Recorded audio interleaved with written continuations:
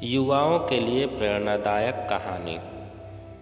एक बड़ा ही अच्छा और नेक दिल राजा हुआ करता था। इस राजा के राज्य में हर कोई बेहद सुखी था। राजा को एक राजकुमारी थी, लेकिन उसे कोई पुत्र नहीं था। जब राजा की उम्र होने लगी तो उसे दो चिंताएं सताने लगी। पहली, राजकुमारी के लिए योग्य वर की तलाश कैसे की जाए, और दूसरी, राजा के जाने के बाद इस राज्य को कौन संभालेगा। इन चिंताओं से मुक्ति पाने के लिए राजा ने अपने राज्य में अपने कुल गुरु को बुलाया और सारी समस्याएं उन्हें बताईं। कुल गुरु ने राजा को कहा, इन दोनों समस्याओं का एक ही हल है। तुम राजकुमारी का विवाह एक योग्य वर से करवा दो और उसी को यह राज्य सौंप दो। गुरु ने कहा, योग्य वर तलाश करने के लिए ज़्यादा कुछ करने की आवश्यकता नहीं है।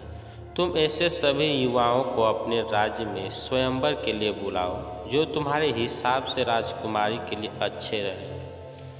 लेकिन स्वयंवर से पहले उन सभी को अपने महल में भोजन कराओ। उनका भोजन समाप्त हो जाने पर मैं तुम्हें राजकुमारी के लिए और इस राज्य को संभालने के लिए योग्य कौन है इस बारे में बता दूंगा। गुरु के आदेश अनुसार राजा ने अपने राज्य के और अड़ोस पड़ोस के राज्य से कई युवाओं को अपने महल पर आमंत्रित किया। इन आमंत्रण में श्रीमंत और गरीब दोनों तरह के युवाओं को बुलाया गया था। सभी को राज्य महल में खाना खिलाने के लिए बिठाया गया। कुल गुरु उस वक्त वहीं पर हाजिर थे और सभी युवाओं को बड़े ध्यान से देख रहे थे। आखिर में उन्होंने एक युवा को राजा के समक्ष हाजिर करते हुए कहा, राजन, यह युवा ही आपकी बेटी और आपके राज्य दोनों के लिए अति योग्य है। राजा ने जब उस युवा को ध्यान से देखा तो वह बड़ा साधारण से घर का लिख रहा था। राजा ने गुरु से पूछा कि आप कैसे इस महीने तक पहुँचे। यही युवा राजकुमारी और राज्य के लिए योग्य है। तब गुरु ने राजा को बताया, जब सब लोग भोजन कर रहे थे तब ज़्यादातर युवाओं ने या तो ज़रूरत से ज़्यादा खाना ले लिया था या फिर जितना लिया था उसको पूरी तरह खाया नहीं था। युवा ने राजा के प्रश्न का उत्तर देते हुए कहा, महाराज, ऐसा नहीं है।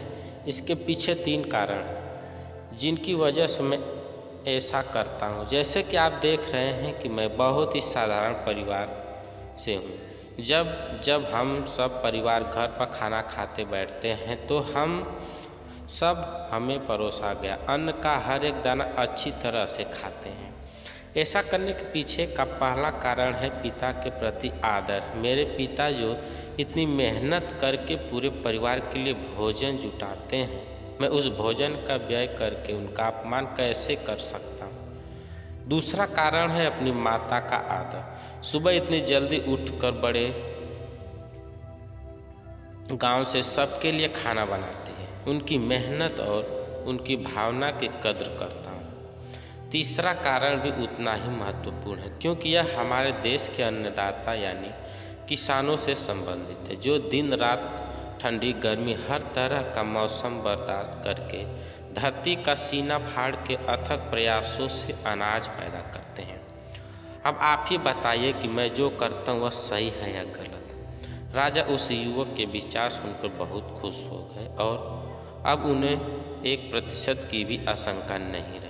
उन्होंने खुशी खुशी उस युवक से अपनी राजकुमारी की शादी करवा दी। कुछ समय बाद अपना राजपाट भी उसे सौंप दिया, जो उसने बहुत अच्छे से संभाला। दोस्तों, हमें जब भी किसी व्यक्ति को परखना हो, उसके बारे में कोई राय बनानी हो, तो सबसे पहले उसका व्यवहार देखना चाहिए, क्योंकि आचार वैसा ही होता है जैसे लोगों के विचार होते हैं। दोस्तों, कहानी कैसी लगी कमेंट करके ज़रूर बताइएगा। कहानी पसंद आई हो तो वीडियो को लाइक, शेयर, चैनल को सब्सक्राइब करें। वीडियो को पूरा देखने के लिए धन्यवाद।